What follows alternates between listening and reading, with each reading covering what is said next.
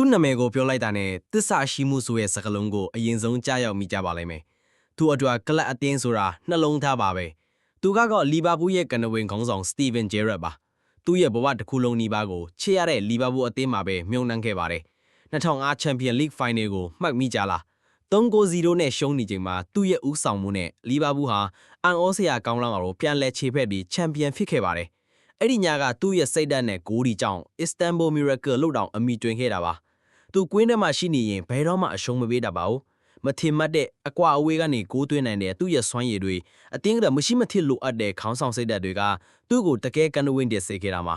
ပရီးမီးယားလိဖလားကိုမရခဲ့ပေမဲ့ဖလားဖုံးများစွာကိုတော့လီဗာပူးအတွက်ရယူပေးခဲ့တယ်။2015မှာချစ်ရတဲ့အသင်းကနေနှုတ်ဆက်ပြီးအမေရိကန်မှာခဏကစားခဲ့ပါတယ်။အခုတော့နီးပြဘဝနဲ့ဘောလုံးလောကထဲမှာဆက်လက်ဖြတ်တန်းနေပြီဖြစ်တဲ့စတီဗင်ဂျယ်ရက်ဟာလီဗာပူးပရိသတ်တွေရဲ့နှလုံးသားထဲမှာအမြဲတမ်းရှင်းသန်နေမဲ့သူရဲခေါင်းတစ်ယောက်ပါပဲ။လမ်ပတ်လက်ဂျယ်ရက်လား။တင်ပေကစားသမားကိုပို့ချက်လဲကိုမမပြောသွားခဲ့နော်။